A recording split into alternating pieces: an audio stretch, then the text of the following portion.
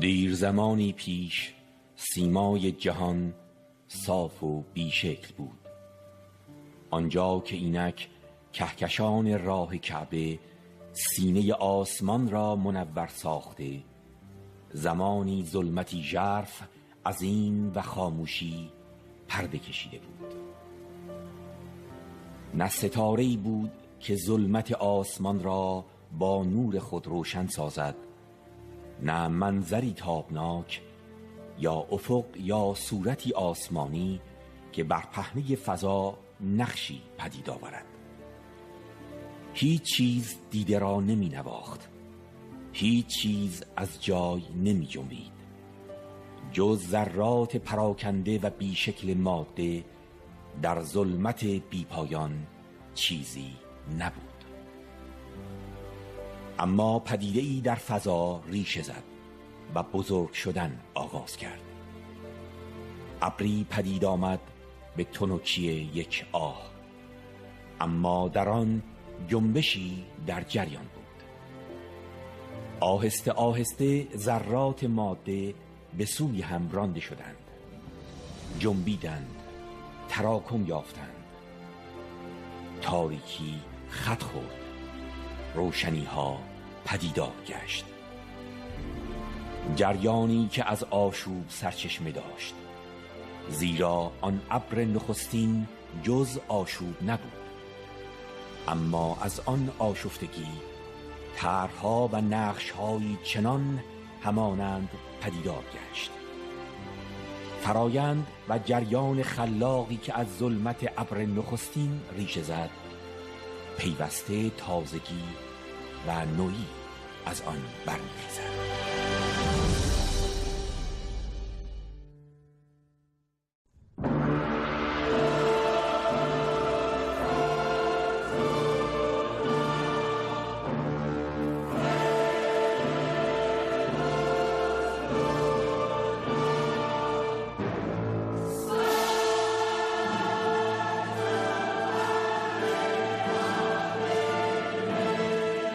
تبیین جهان قسمت 14. نخستین قاعده تکامل، پیچیدگی یا گذار مداوم از کهنه به نو. بخش اول، تعریف و بررسی پیچیدگی در مراحل مختلف تکامل.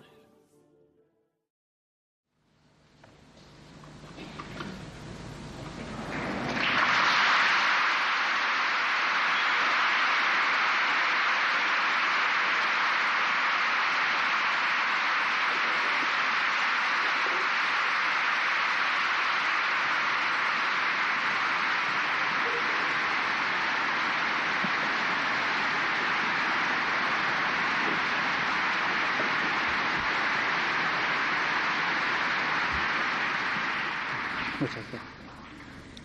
بسم الله الرحمن الرحیم. از اینجای بحثمون به بعد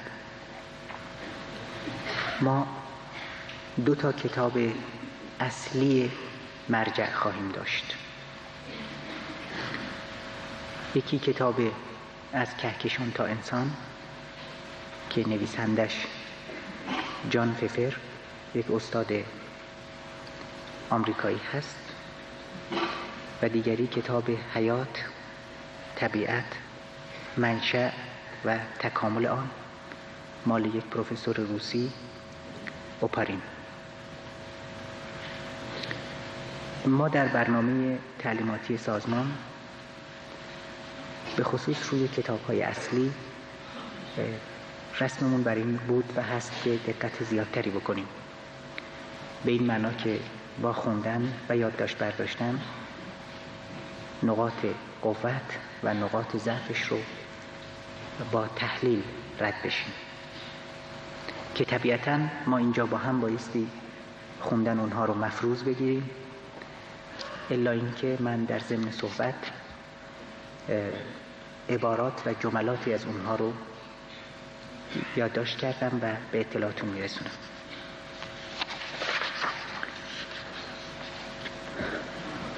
خب حالا فصل اول قواعد تکامل رو تحت عنوان پیچیدگی یا گذار مداوم از کهنه به نو شروع می‌کنیم. با تعریف نسبی که از تکامل به دست آوردیم گفتیم که حالا به شناختن وجوه و قواعد مختلفش خواهیم پرداخت. اصولاً موقعی که صحبت از شناخت میکنیم یعنی در آوردن نظم و قانونمندی اشیاء. به عبارت دیگر یعنی شناختن روابط ضروری ناشی از ماهیت شیء، یعنی شیء بر اساس ماهیت، طینت و سرشت خودش چه روابطی رو از خودش بروز میده.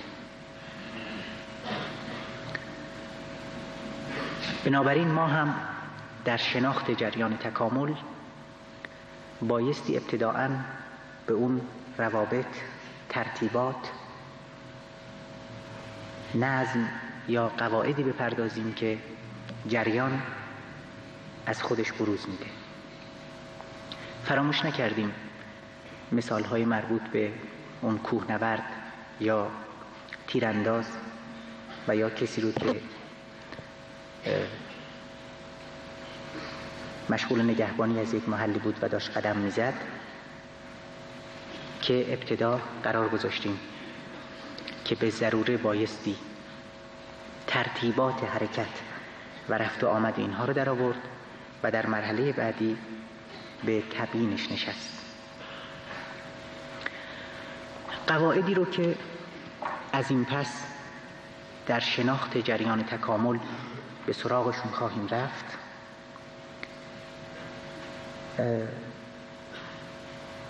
گرچه ما اونها رو جداگانه بررسی و تشریح میکنیم ولی در حقیقت تماماً وجوه مختلف یک چیز یا یک جریان واحد هستند و از تمامیت یگانه‌ای صحبت میکنند.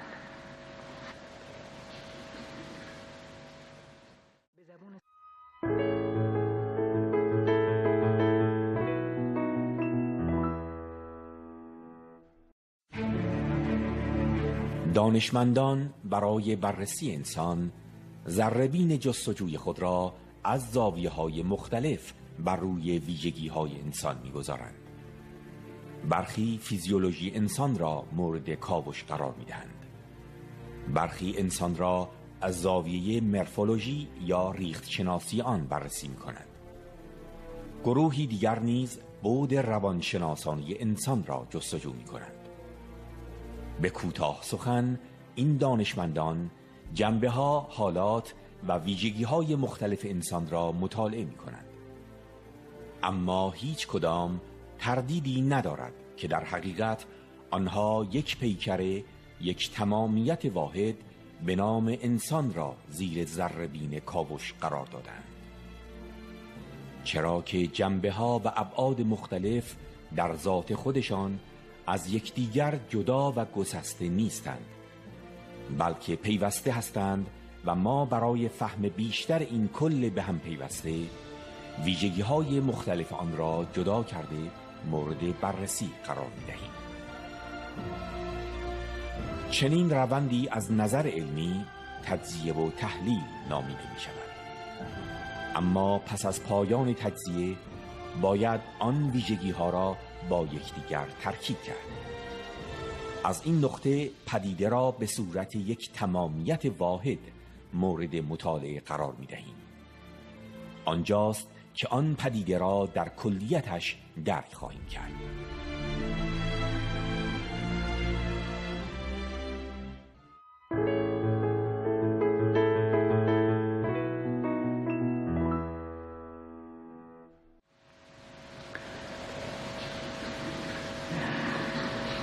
حالا وارد خود مفهوم پیچیدگی میشیم تحت عنوان تعاریف و بررسی پیچیدگی در مراحل مختلف تکامل. در صحبت‌های گذشته دیدیم که در مسیر تکامل اشکال ساده به طور مستمر به اشکال پیچیده‌تر و باز هم پیچیده‌تر تبدیل می‌شدند. همینطور مختصراً با مفهوم پیچیدگی هم آشنا شدیم که اساساً همون گسترش، تفصیل و ازدیاد کمی و کیفی اجزا بود.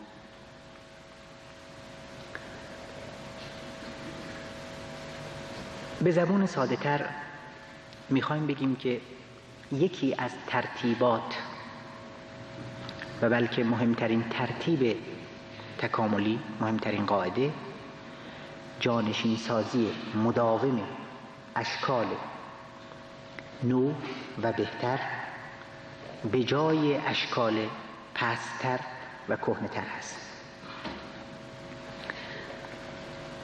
اجازه بدین از این صفحه 13 کتاب ففر بخونم.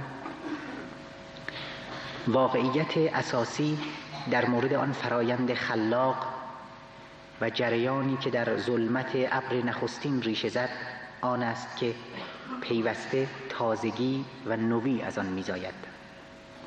نه تنها طرح‌ها و نقشه‌ها به وجود می‌آید، بلکه بغرنجی و تو در توی نقش‌ها نیز تحقق می‌پذیرد.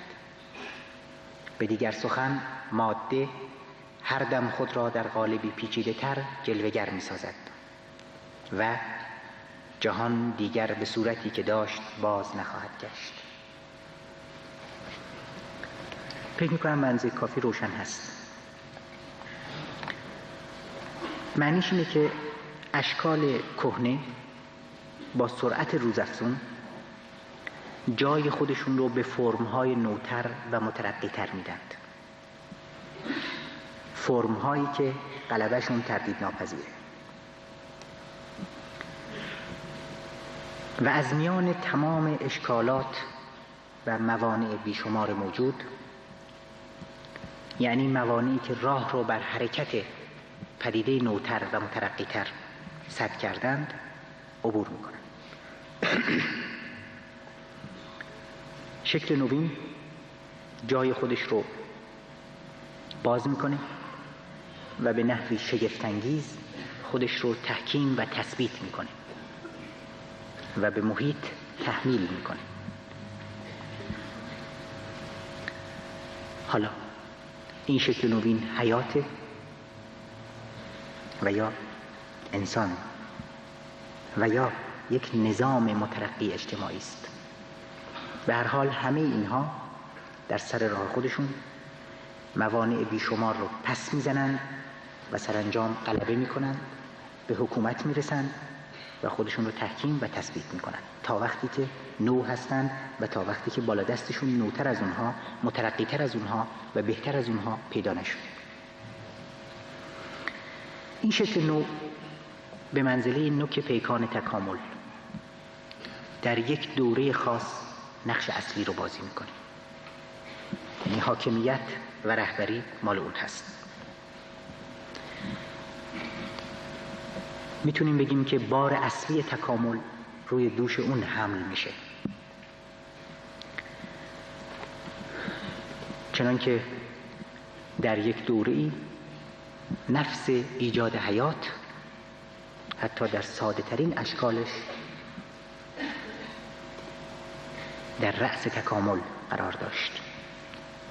بعد که حیات ارتقا پیدا کرد، تکامل بیشتری پیدا کرد، هی اومد جلو، موجوداتی که می اومدند یکی پس از دیگری در رأس قرار می گرفتند تا روزی که سرانجام انسان که مطابق فرهنگ اسلام نقش خلافت خدا رو داره، اصلا جانشین خدا هست، ظاهر شد و سلطه خودش رو بر پهنه زمین گسترش داد.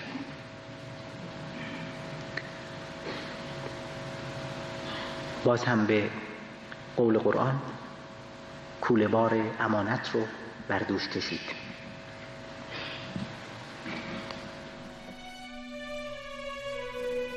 هنگامی که از پهنه زیست شناسی گام بر دنیای اجتماعی می‌گذاریم، دیگر بار همین روند را می‌بینیم. در جامعه نیز پیوسته انقلابی ترین، تکامل یافته ترین و مترقی ترین نظام‌های اجتماعی و سازمان‌هایی هستند که از کمرکش کوه سرکش تکامل بالا رفته در نوک پیکان تکامل قرار می‌گیرند. آن سازمان‌ها و نظام‌های پیشتاز تا زمانی که سکان جلوداری و پیشتازی تکامل اجتماعی را در دست دارند، جامعه را در مسیر تکامل به پیش می‌برند. اما این سازمان‌ها و نظام‌های پیشتاز باید از زیرساخت ایدئولوژیکی استواری برخوردار باشند. در غیر این صورت در نقطه‌ای از کمرکش راه، پتانسیل و توان ادامه پیشتازی مسیر را از دست داده از دور تکامل خارج می‌شوند.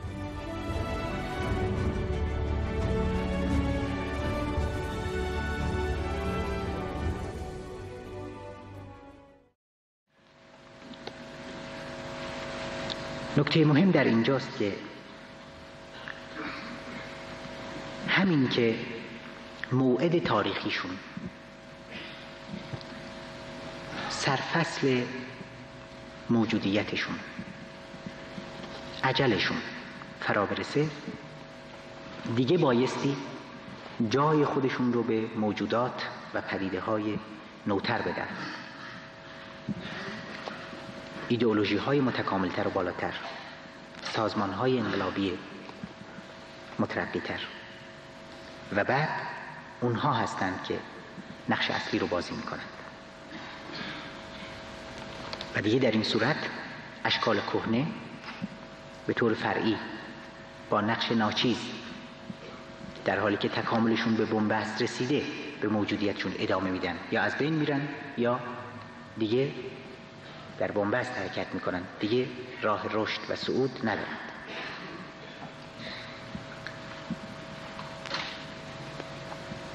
از همینجا میشه نتیجه گرفت و بعد هم اشاره خواهیم کرد که خوشا به حال اون ایدئولوژی ها و اون احزاب و سازمان هایی که امتداد تاریخیشون به بنبست نرسه، بتونند همچنان و همچنان بار امانت رو حمل بکنند و در رأس قرار بگیرند.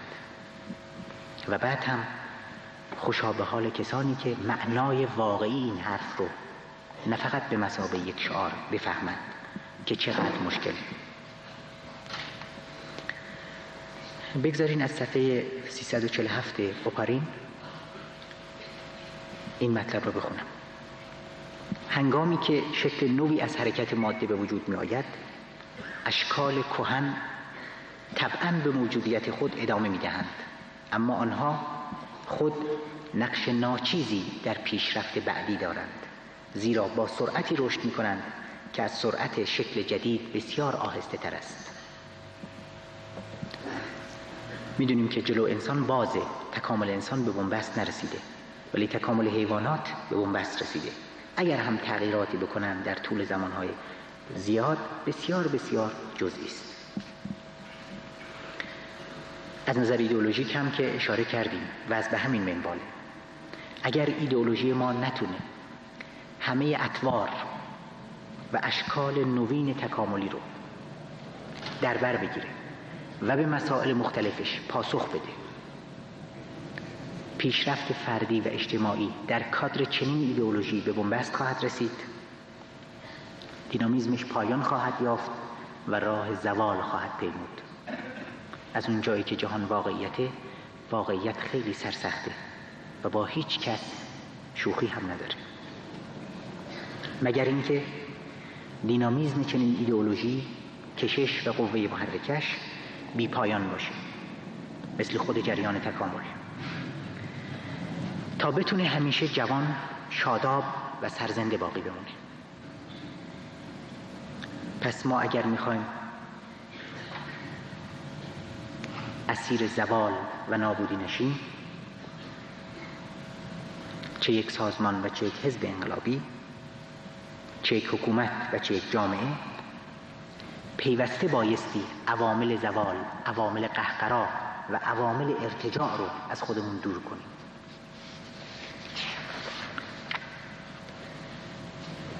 از این قرار دیگه ابهامی باقی نخواهد موند که در روند تکامل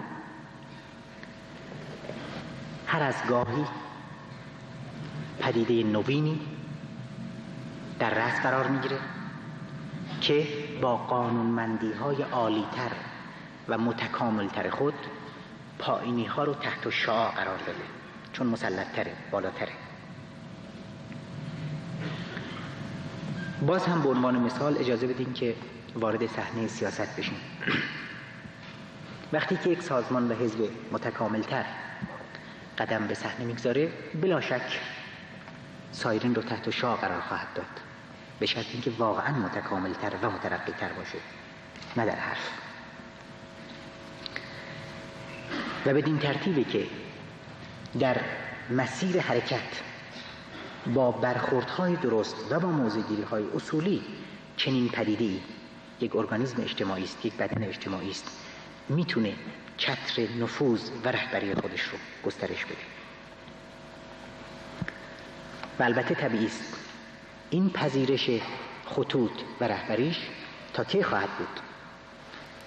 تا وقتی که فی الواقع متکامله و میتونه به مسائل اون مرحله جواب بده. اگر در مرحله بعدم تونست جواب بده، تونست درست برخورد کنه و درست حل کنه، چه بهتر. و الا این هم از دور خارج خواهد شد.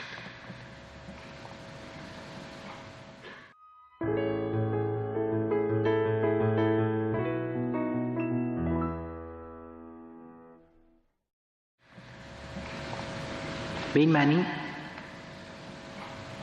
هر اشتباه استراتژیکی و سیاسی، هر گامی به عقب، یعنی هر انحرافی از مسیر تکامل، همون مسیری که ملازم با پیچیدگی و گذار مداوم از کهنه به نو، در صحنه جامعه هم بی جواب نخواهد موند. جامعه خودش با قانونمندی‌هاش ما رو ادب و مجازات خواهد کرد اگر چنین کاری بکنیم.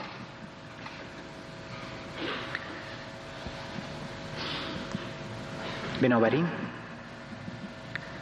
نیرو، فرد، حزب یا سازمانی قادر هست مبارزه ای رو در هر مرحله تا آخر پیروزمندانه رهبری کنه که فی الواقع در اون مرحله متکامل ترین نیرو در نوع خودش باشه، چه از نظر ایدئولوژیک، چه از نظر اقتصادی و اجتماعی و چه از نظر سیاسی.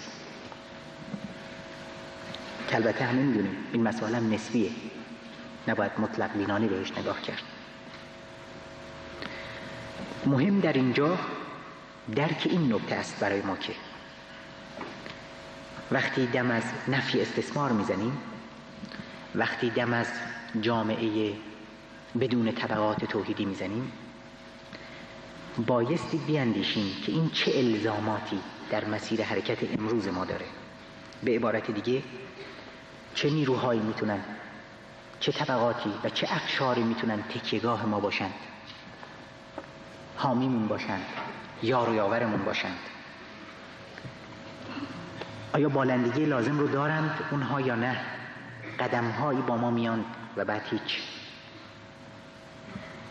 طبیعی است که مختصر ناخالصی، هر مقدار لنگ زدن در این مسیر منجر به این خواهد شد که ما از مسیر درست، از مسیر اصولی منحرف بشیم.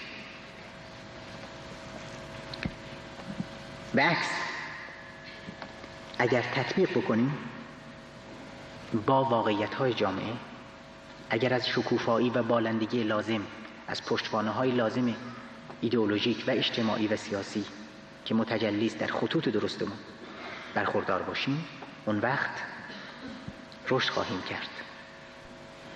علی‌رغم همه ضدیت‌ها، علی‌رغم همه کارشکنی‌ها، علی‌رغم هر گونه تهمت و افترا، این به این خاطره که جهان حق و واقعیت، این به این خاطره که جهان قانونمندی هایی داره و این قانونمندی ها عمل خواهند کرد و خودشون کیفر خواهند کرد، کما اینکه پاداش خواهند داد.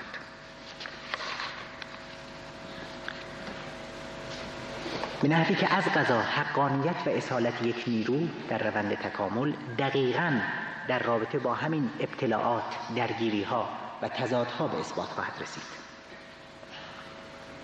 این مسئله به خصوص هنگامی رخ میده که مبارزات سیاسی در جامعه در مرحله‌ای به دلیل ویژگی‌های عناصر ضد تکاملی، حالا شرایط عینی اجتماع و هر چیزی به بنبست میرسه. اونگاه همونطور که در سراسر مسیر تکامل دیدیم، در یک نقطه از یک جایی دور و بنبست شکسته میشه و موجود نوین پا به عرصه زندگی میگذاره.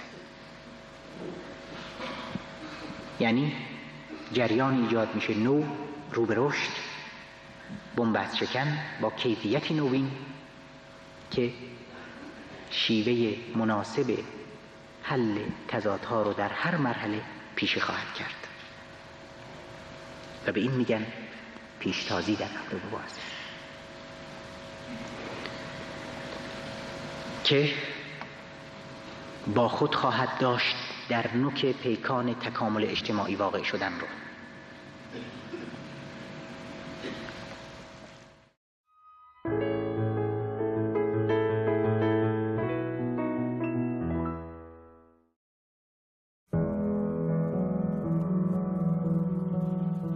تا سال 1342 احزاب مختلف با هدف دستیابی به رفرم و اصلاحات به وسیله مبارزات پارلمانتاریستی با رژیم شاه برخورد می‌کردند.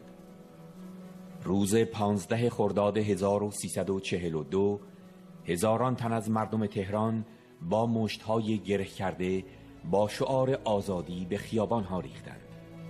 اما پاسخ شاه تنها رگبار و گلوله بود. این سرکوب پاسخ نهایی دیکتاتوری شاه به هر گونه فریاد آزادی خواهی بود.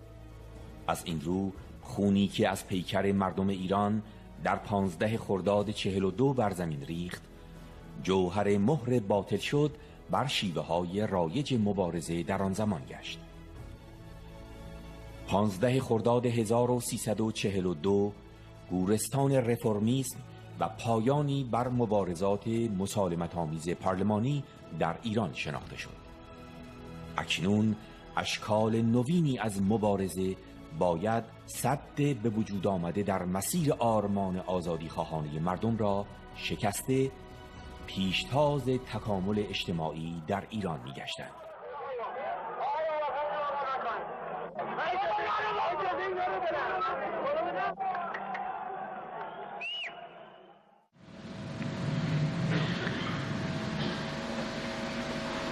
در همین زمینه بنبست شکنی اجازه بدین جمله 37 ففر رو بخونم. جریان تشکیل و نقش پذیری ماده ادامه می‌یابد. طرحی پس از طرحی، آغازی پس از آغازی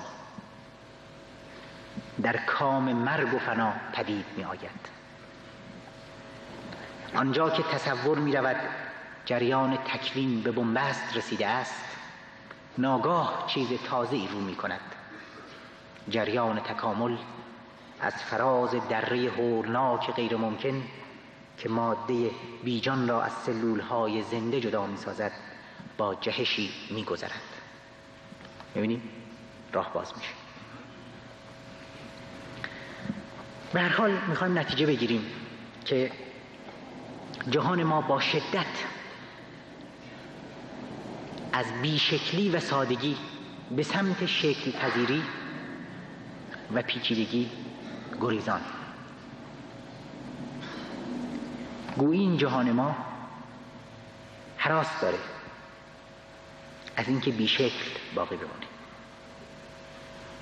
بنابراین با کوشش بی‌نظیر، با تلاش مداوم به سمت شکل یافتن و سازمان یافتگی بیشتر در حرکت. باز از صفحه 51 کتاب ففر میخونم.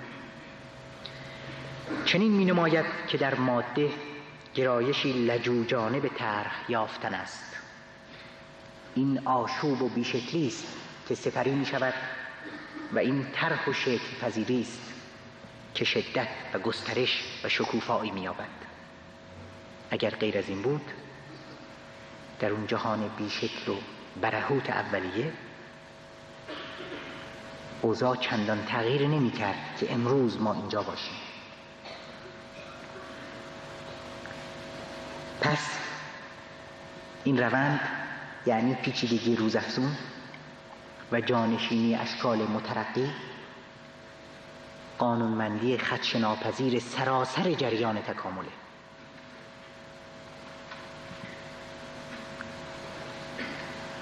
خودش بارزترین گواه جریان است که در همه جا، از ابتدا تا انتها، از ساختمان اتم تا امروز که ما اینجا نشستیم، تحولات اجتماعی خودش رو بیان میکنه. مختصراً بعضی از این حلقات رو تعقیب میکنیم.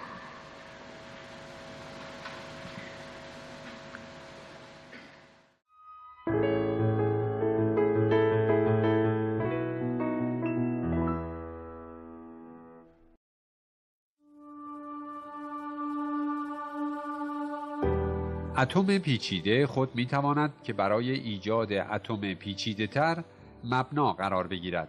سلسله این ترکیبات که به تدریج پیچیده تر می شود چنین تواند بود: از کربن که دارای وزن اتمی 12 است به اکسیژن که دارای وزن اتمی 16 است و از آن به نئون که دارای وزن اتمی 20 است.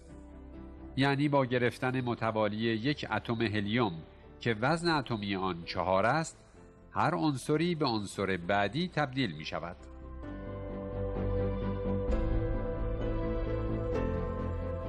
همه جا تکامل و تطور در کار است، شاید در منظومه‌های شمسی مختلف به گونه‌های مختلف، اما همیشه بر طبق منطق ذاتی ماده. در همه حال ساختمان و شکل گرفتن ماده و افزایش پیچیدگی و بغرنجی که 10 میلیارد سال است ادامه دارد، پیدایش عناصر شیمیایی از هسته هیدروژن، ساده ترین و سبکترین عناصر آغاز می شود و قدم به قدم در دل سوزان ستارگان به گونه ترکیبات پرداخته تر و پیچیده تر به صورت هسته های عناصر سنگین تر در می آید.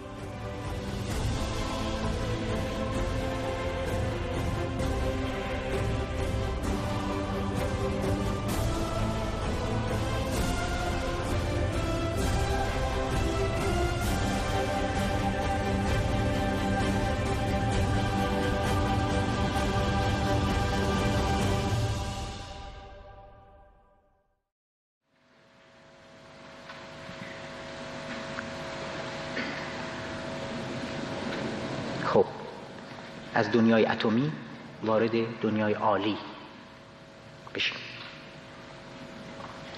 از پروفسور اوپارین میخونم، صفحه 130 کتابش. زندگی تنها در جریان یک پروسه افزایش منظم پیچیدگی ترکیبات عالی میتواند پدید آید و بدون مواد عالی حیات هرگز امکان تکوین نداشت. در نشست قبلی مختصراً صحبت کردیم که چطور بعد از خاتمه تکامل معدنی نوبت تکامل عالی رسید. در خاتمه تکامل عالی بود که حیات شکوفه کرد. باز از همون کتاب میخونیم، صفحه 281. در واقع اگر تاریخ تکامل حیات را با تعقیب از راه گذار از اشکال پست‌تر به عالی‌تر مطالعه کنیم، زود متقاعد خواهیم شد به اینکه پیشرفت مادی حیات عبارت از افزایش پیوسته پیچیدگی اجسام زنده است و این افزایش پیچیدگی با افتراق یعنی جدا شدن اجزا، افتراق اجزای ارگانیسم و تخصص یافتن آنها همراه است که موجب می شود تمام سیستم زنده اعمال عضوی خاصی را انجام دهد و ارتباطات بیشتری با محیط برقرار نماید. موجودات حیاتی که قبل از ما بودند در اون سالهای آغاز حیات به هیچ وجه دارای چشم و دست و پا و این چیزهای جداگانه نبودند. هر کدوم از این اندام ما در جریان یک تکامل خیلی دور و دراز پرورش یافته، خلق شده تا به نیازهایی که ارگانیسم یا بدن در طول زندگیش داره جواب بده. ما احتیاج داشتیم که مثلا بشنویم. تدریجاً این دستگاه ساخته و پرداخته و متکامل شده. احتیاج داشتیم که ببینیم و الی آخر.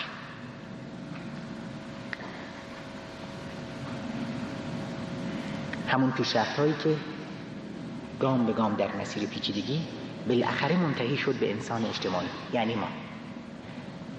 و از اینجا وقتی وارد اجتماع میشیم باز هم میبینیم روابط اجتماعی هم هر دم پیچیده تر میشه، گسترش بیشتری پیدا میکنه، تخصص بیشتری پیدا میکنه. به عنوان مثال اگر روابط اجتماعی سرمایه‌داری رو، دنیای سرمایه‌داری رو ببینیم، ملاحظه خواهد شد که به مراتب از روابط حاکم بر جامعه فئودالی، یعنی مثلا ارباب و رعیتی یا بردهداری، پیچیده‌تر.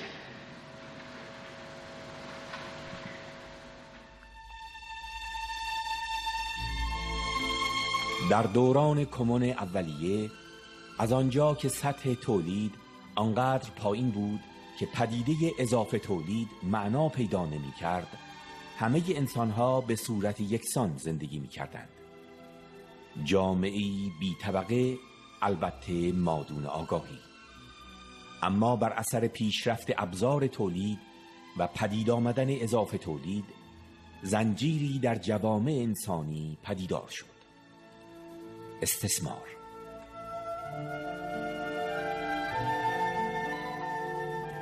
نخستین مرحله از تکامل اجتماعی پس از نخستین جامعه انسانی بردهداری بود. دورانی که شلاق استثمار به عریان‌ترین صورت خود پیکر بردگان را می‌درید، تا جایی که برده تنها ابزاری زنده در دست بردهدار. بردهدار حتی می‌توانست هرگاه بخواهد نیزه مرد را بر بدن نحیف برده فرو کند. در نظام بردهداری استثمار در ساده ترین شکل خود نمود پیدا می کرد.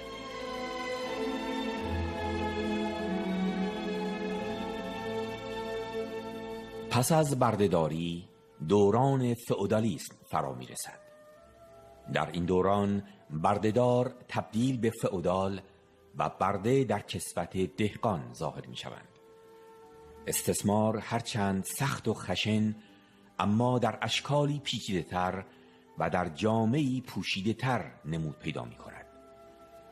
فئودال صاحب جان دهقان نیست، اما دهقان مجبور و محکوم است تا برای لقمه روی زمین فئودال کار کرده درصدی ناچیز از محصول را برای زنده ماندن خود و خانواده‌اش دریافت کند. بدین ترتیب استثمار دوران فئودالیسم پیچیده تر از استثمار در دوران بردهداری است. هنگامی که قطار تاریخ به سده 17 میرسد، ایستگاه دوران اجتماعی جدید پدیدار می‌گردد: دوران سرمایه‌داری. در نظام سرمایه‌داری زنجیر استثمار در پیچیده ترین شکل بر دست و پای انسان پیچیده شده است. حال فئودال جای خود را به سرمایه‌دار و رعیت جای خود را به کارگر داده است. در نظام سرمایه‌داری خبری از شلاق بردهدار یا اشکال استثمار فئودال نیست. اکنون شلاق استثمار با سازوکارهایی پیچیده تر شیره جان کارگر را می‌مکد. سازوکارهایی مانند بهره، زندگی قسطی، اقتصاد مصرف، سیستم مالیاتی و سیستم بانکی. هرگاه هم این سازوکارها عمل نکرد، قدرت پلیسی، سیستم سرکوب، دفاع از دستگاه چپاول و استثمار طبقه حاکمه را تضمین می کند.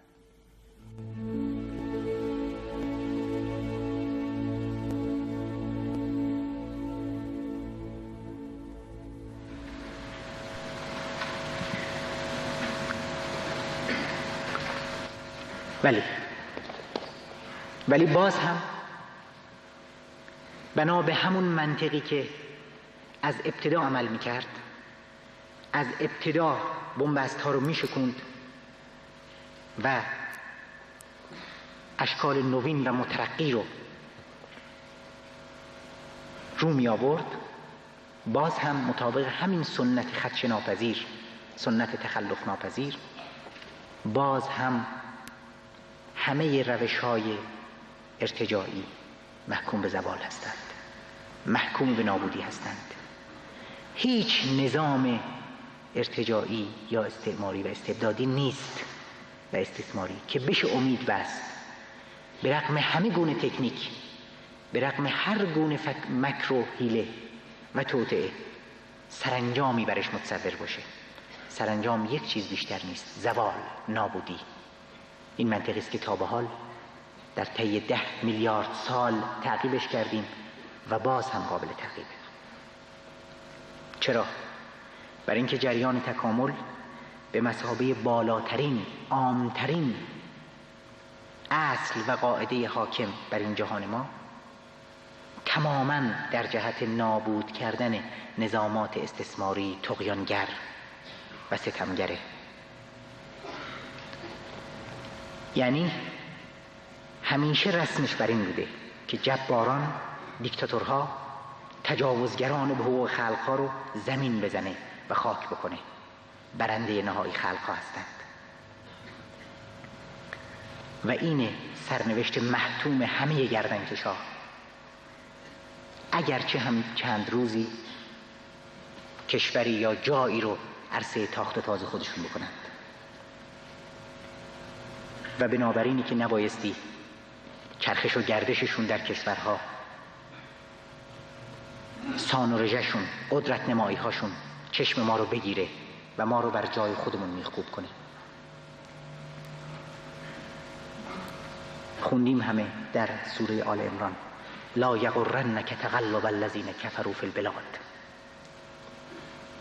مبادا چشمت رو بگیره و بفریبت و به جای خود میخکوبت بسازه رفت و آمد و سان و رژه و چرخش و گردش کسانی که در مقابل حق ایستادند، حق پوشند، کافر پیشند.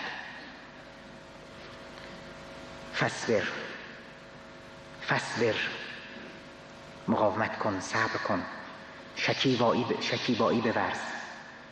ان وعد الله حق، وعده خدا حقه. ولا یستخفنک الذین لا یوقنون. مبادا تو رو خار بداره،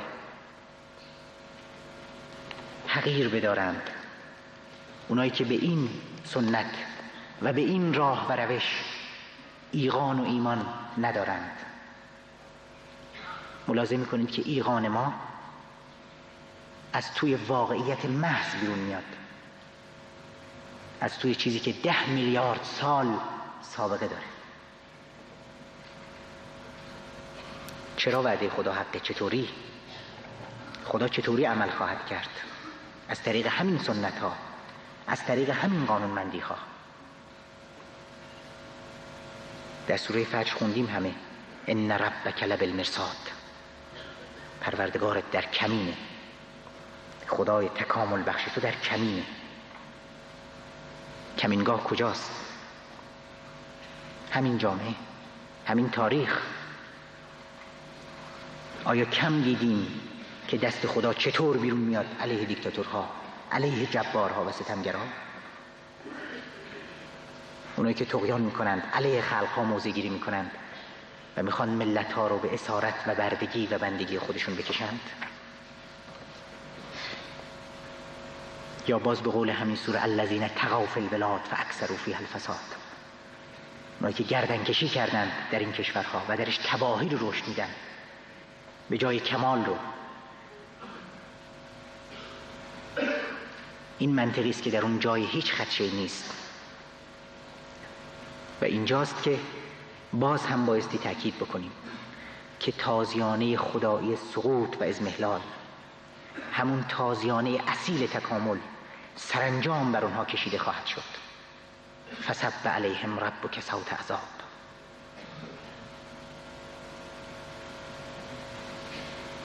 این تازیانه عذاب سرانجام از اون کمینگاه بر اینها فرود خواهد آمد. تا به حال چنین بوده، از این پس هم چنین خواهد بود. باز به قول قرآن، آیا غیر از این رو انتظار میکشیم؟ فهل ینظرون الا سنت الاولین فلن تجد لسنت الله تبدیلا ولن تجد لسنت الله تحویلا. هیچ بازگشت و خدشه و تبدیل و تحویلی در این سنت ها نیست. اینها زبان آفرینشه، بیان قانونمندی های هستی است. حالا بگذار مستبدین، استعمارگرها، استثمارگرها، مرتجعین قسم بخورند که نه، خودشون رو حفظ خواهند کرد و دستگاهشون جاودان خواهد بود. آیا فراموش کردیم فریادهای ننگین رستاخیزی جاوید شاه رو؟ گمان نمی کردند که جاوید خواهند بود با همه غم کشها، چاق و کشها و اراذل و اوباششون؟ اولم تکونوا اقسمتم ما لکم من زوال. شما نبودید که قسم میخوردین که زوال ناپذیرین؟ بله، این نخستین درس و نخستین قاعده تکاملی است. پیچیدگی به مفهوم گذار مداوم از کهنه به نو.